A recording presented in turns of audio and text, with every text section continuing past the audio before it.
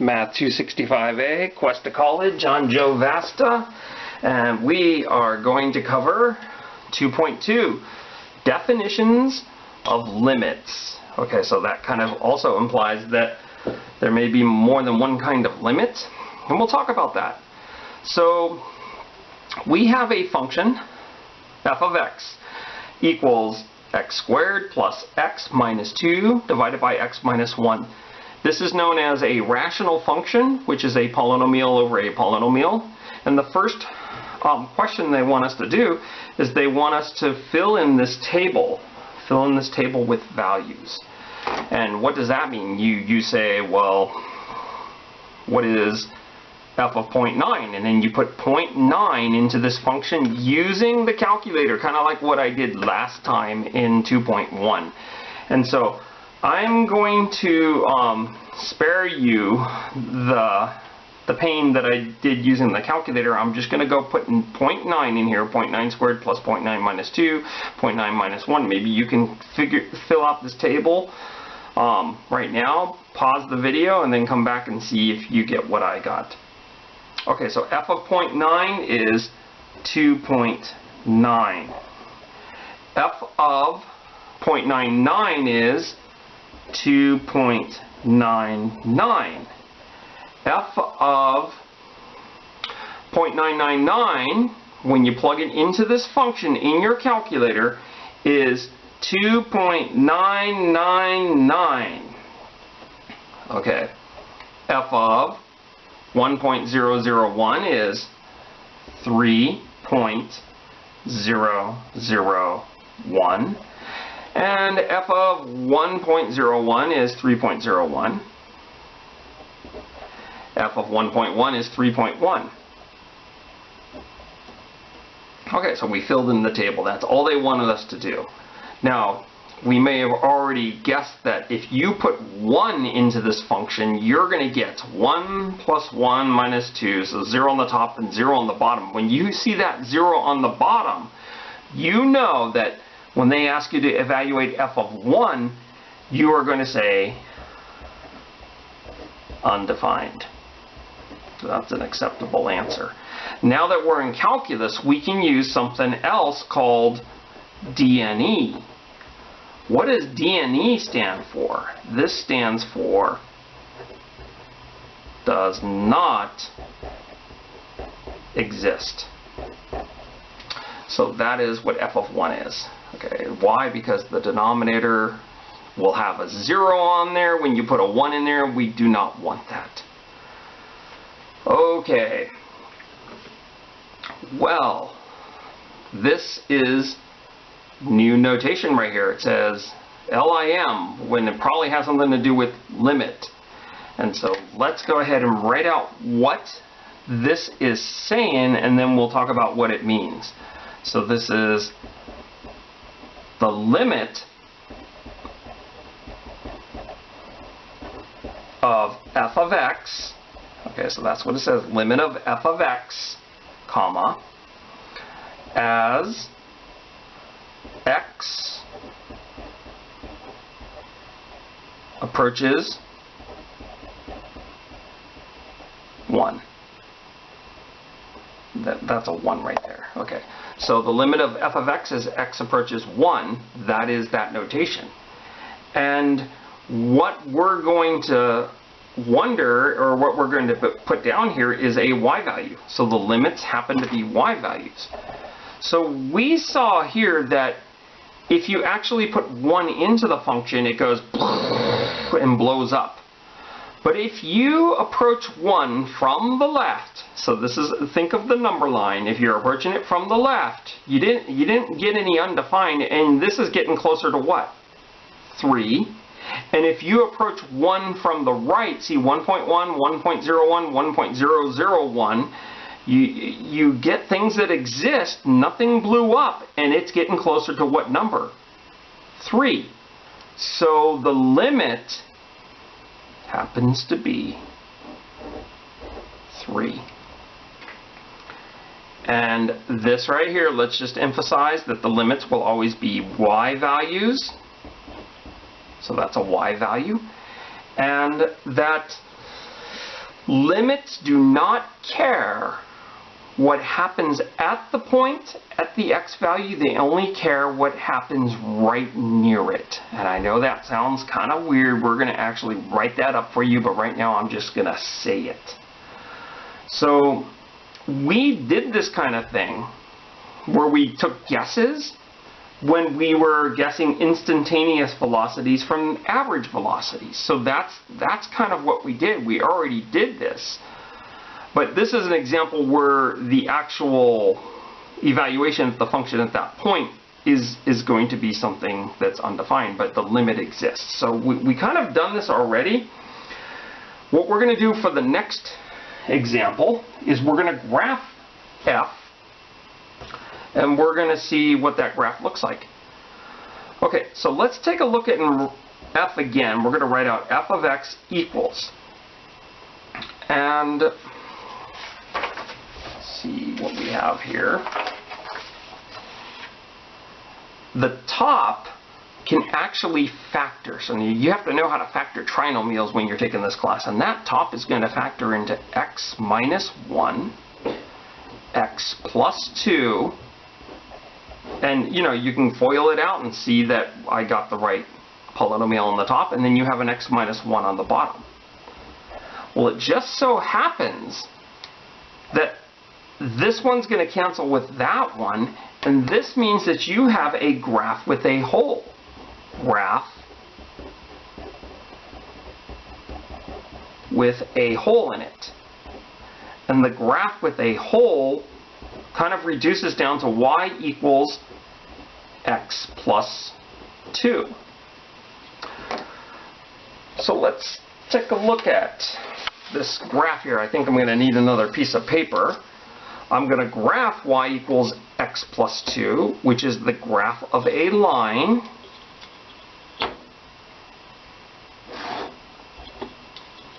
Here's x, here's y. The y-intercept is 2. There's many ways of doing this. It has a slope of 1.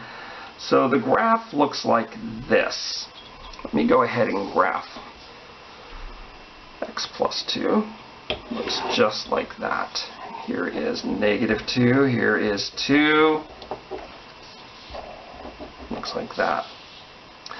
The problem is, this graph right here, y equals x plus 2, is not exactly the same as this graph right here, f of x equals x minus 1, x plus 2 over x minus 1, because this is a line, and the one on the top is, there's a hole in that line, and the hole is gotten by the value that makes this thing undefined. So the hole is at the x value of 1, because 1 makes that thing explode. Now the y value you can get by putting 1 into this, and you end up getting 1, 3.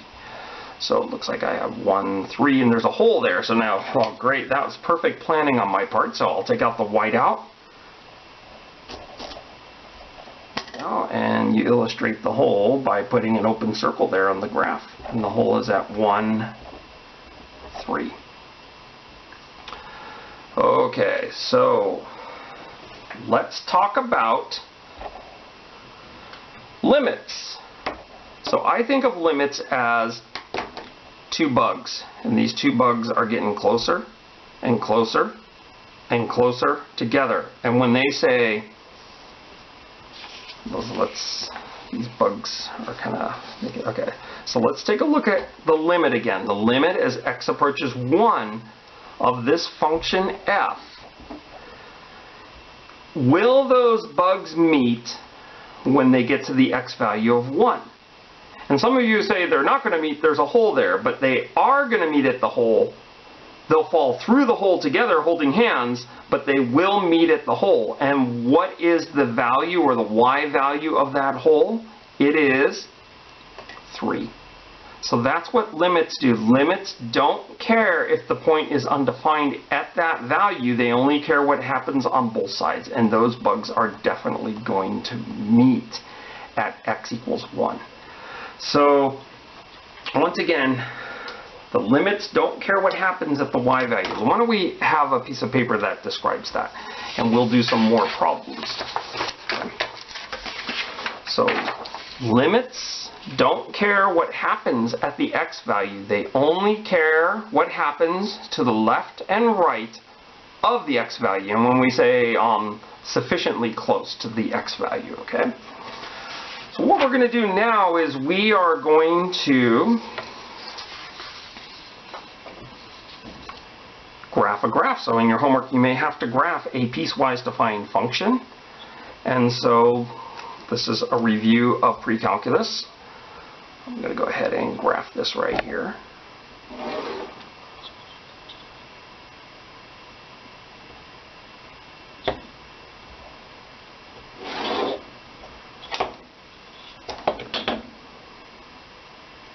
And we'll put some tick marks here. 1, 2, 3, 4, 5, 6, 7.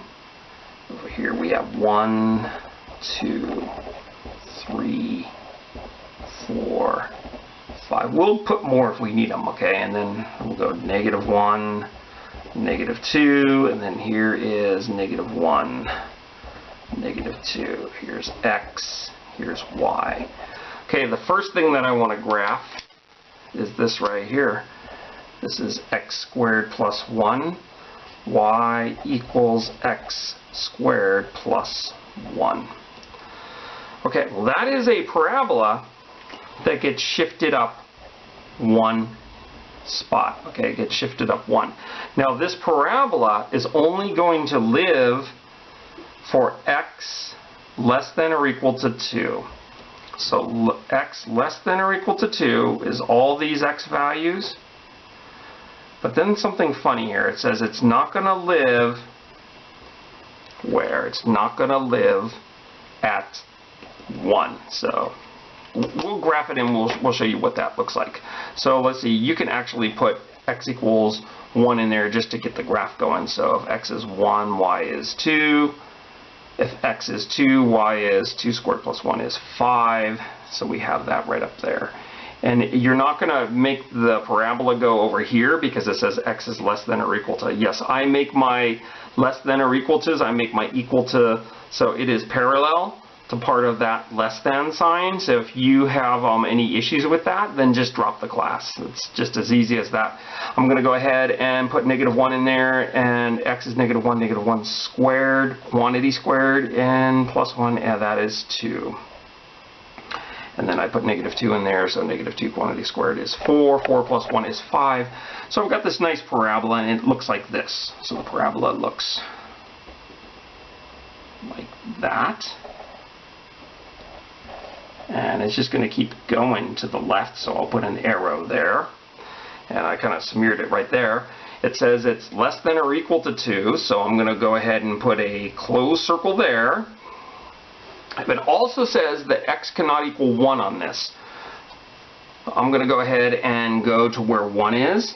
It looks like it's the point 1, 2, and I'm going to put a hole in that graph.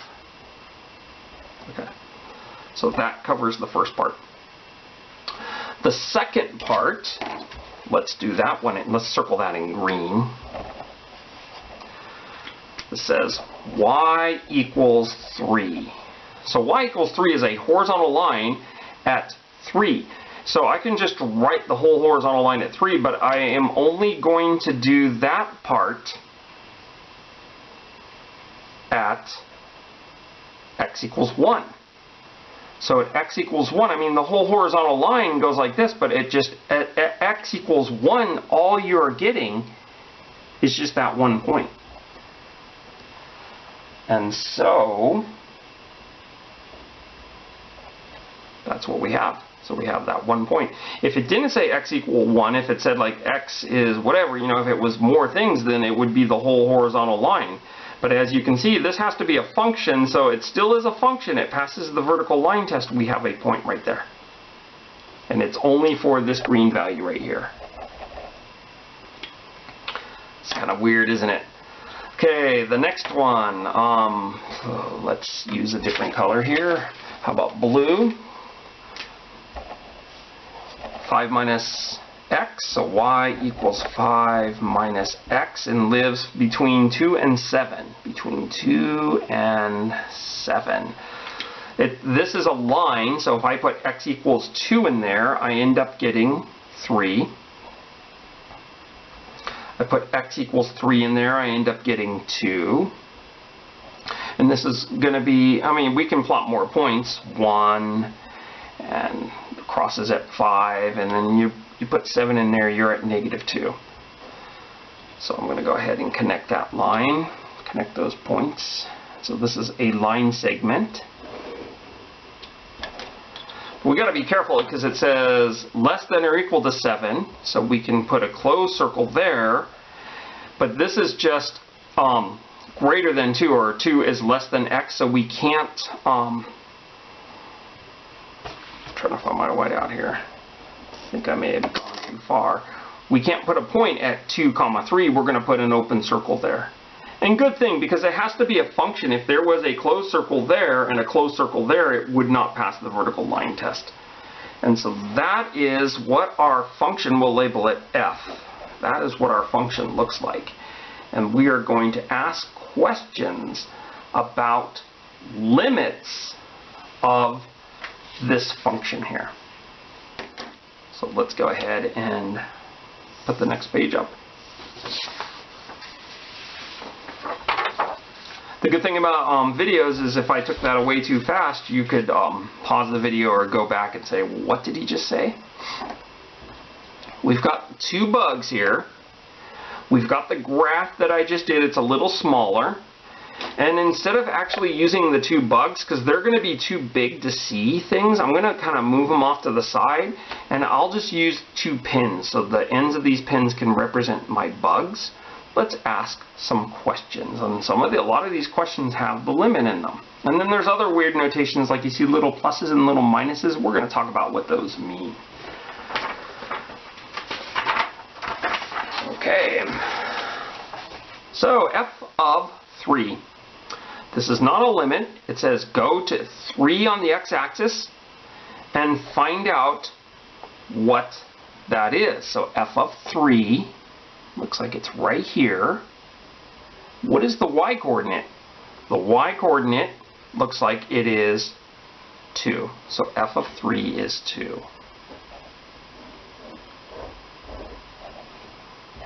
Okay. The limit of f of x as x approaches 3. So you're approaching 3, which means you've got to have 2 bugs. So one's on one side of 3 and one's on the other side of 3. They're walking, they're walking, they're walking, they're walking. Are they going to meet at 3? And the answer is yes. They're going to bump into each other maybe, but they're going to meet at 3. And what's the y value going to be? The y value is going to be 2.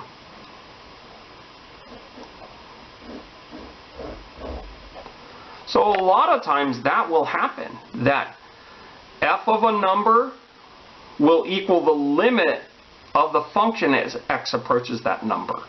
Lots of times that would happen. I think that happens at 4 and 5 and 4.5 and 3.5. It's going to happen a lot. But there are going to be lots of other times, especially in a calculus class, where that does not happen. Let's do the next one. F of 2. So this is not a limit. This just says go to 2 on the x-axis and look up or down so you see the graph. You see the graph. Now, some of you might say, I see the graph 2 times. I see it right here and right here. But this is a hole in the graph. So f of 2 does not equal 3. F of 2 equals the y-coordinate of that point, which is 5. So f of 2 is 5. Okay, what is the limit of f as x approaches 2? So now this is going to be a little tricky. It might actually be better if I use this one right here. You're approaching, because this graph is bigger. It didn't occur to me to make a really big graph. I wanted to fit the questions in. These 2 bugs, they're walking toward each other. Now I know some of you are like, what happens there? Well, you try to get close enough where you don't have to worry about that. You know, the bug probably would jump to that point and go back. But as they are getting closer and closer to 2, so this is where you're going to, x equals 2. This guy's like at 1.9 and this guy's at 2.1. The question is, as I do this, will those bugs meet right before they step off onto 2? So are they going to meet? We don't care what happens at 2. Are they going to? Does it look like they are coming together? And the answer to that is no. So you're like, but won't this bug jump up there? No, I'm just saying right before this bug on the right takes a step off into the hole, and right before this bug takes a step onto that hole, does it look like they're going to meet? And the answer is no, which means the limit does not exist. And we will say DNE. And the rationale behind that is because the bugs do not meet. So this right here is DNE. And I'll write this down. The 2 bugs do not meet. Okay, you don't have to write that rationale down. And so now we get these problems right here. The limit of f as x approaches 2. Okay, so what does this really mean here? The limit as x approaches 2. And then there's a little plus sign. So these guys right here have names. These guys right here are called one-sided limits.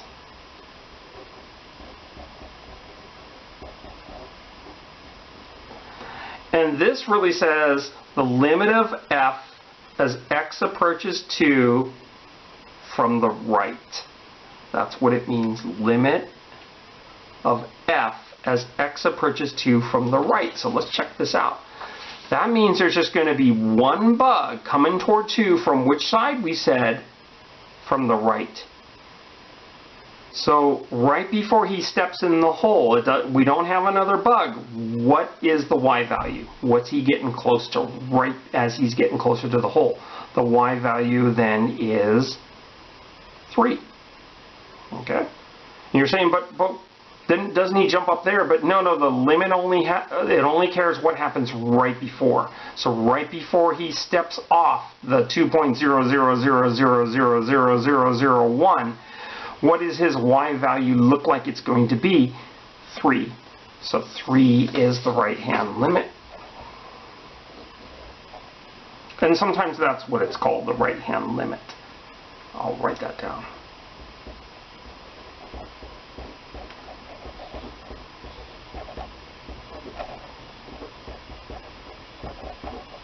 So what do you think this one's called? Well, that minus sign means from the left. So this one's called the left-hand limit. And I'll read it to you. The limit of f as x approaches 2 from the left. So we can look at this picture, but I like to look at this picture.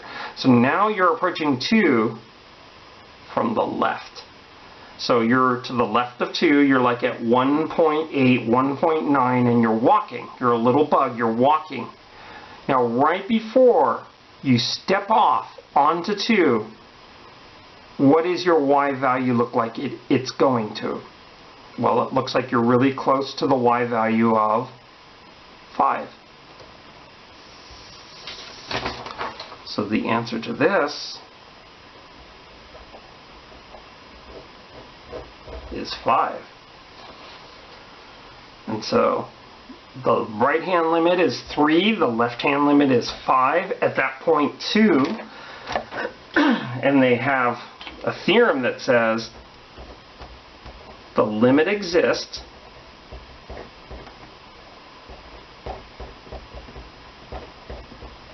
if and only if, which is abbreviated by FF, the right-hand limit equals the left-hand limit. Okay?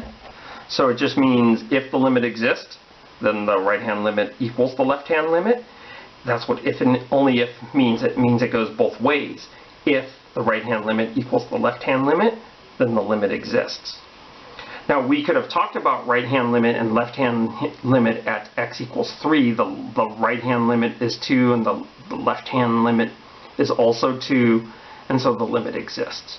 But we didn't do that because that would have been a little too much for that. So we wanted to do that when it got interesting right here. So that is the idea of the one-sided limits. We'll see some more one-sided limits, a few more times here, and you'll see them in your homework. So know how to look at a picture and determine limits from the picture. Okay, this problem right here, problem number 8, is not a limit. It just says f of 1. So we go over. Let's use our bigger picture here. We go to 1 and we say, what is f of 1? Well, you go up there to where the point is, not where the hole is. So f of 1 is 3. Now this one might trip you out a little, but we'll see what you guys think of this. Now we are doing a right-hand limit, and we are going to read this as the limit of f of x as x approaches 1 from the right. Approaches 1 from the right-hand side. So you are a little bug and you're coming this way. As you're getting closer and closer, right before you step on the hole, right there in the graph, what is the y value about to become? 2. So it's like, what are you approaching as you're getting closer to the hole? Limits do not care what happens at the point, just what happens right before the point. So the right-hand limit, as you're approaching from the right, the y value is approaching 2.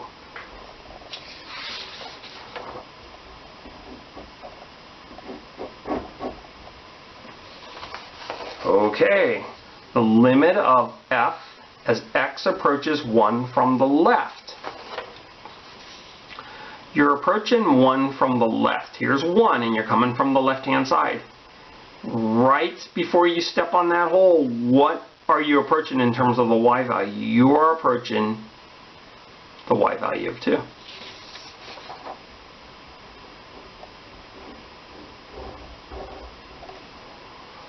Now, problem number 11 says, what is the limit of f as x approaches 1? So, now, when there's not a little plus or a minus there, it is not a one-sided limit. And you know how many bugs that is? That's 2 bugs. This guy's coming from the left, this guy's coming from the right. We kind of already did a problem like this. Are they going to meet? Does it look like they're going to meet? Who cares what happens at 1?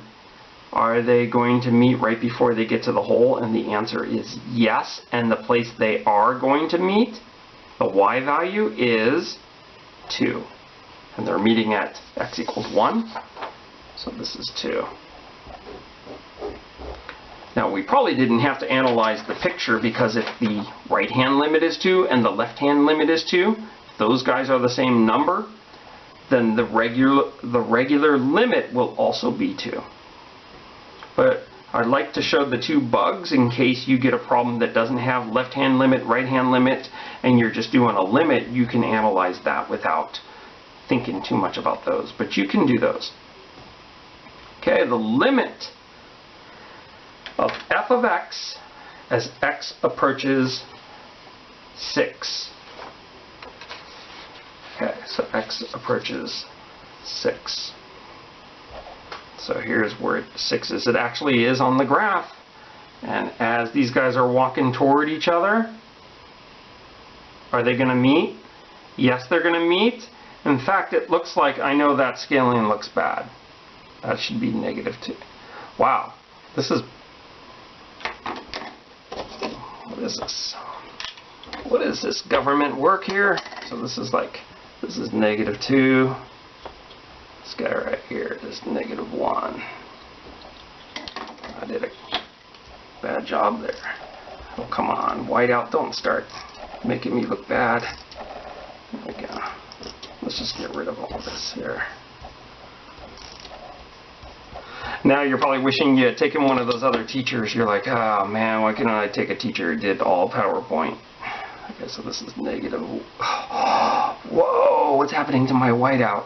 Okay, -1 and -2.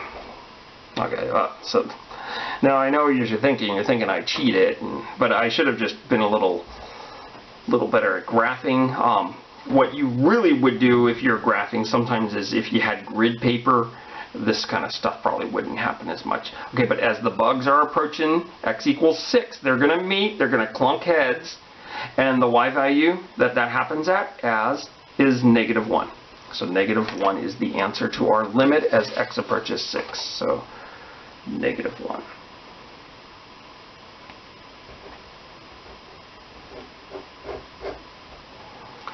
Okay, limit of our function as x approaches 7.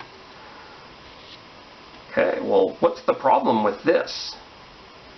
Sure, the bug on the left can come and approach 7, but is there a bug on the right? And there's not. So for the limit to exist, you have to have graph on both sides of what you're asking the limit on. Sure, the left-hand limit does exist, but the right-hand limit does not exist because there's no graph on the right-hand side.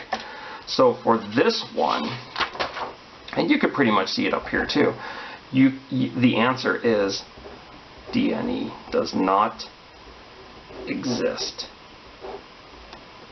So that's pretty much limits. If you understand that, you are understanding a lot. Let's go ahead and do another kind of problem that you'll see in your homework. So I'm going to do problem number 46. Problem number 46 says something to the effect that they want you to sketch a graph of a function with the given properties. I don't know what that is. That looks like a purple mark. You do not need to find a formula for the function. So you're just supposed to sketch a function that has that. Why don't we go ahead and do that? So here's the y-axis. Here's the x-axis. Also, know that a problem like this has many different kinds of answers because they're not giving you all the details, they're just giving you some of the things. So f of 1 is 0. F of 1 is 0, so that's the point 1, 0. I'm going to go ahead and put a dot there. So the function goes through that point. F of 2 is 4, so it also has the point 2, 4.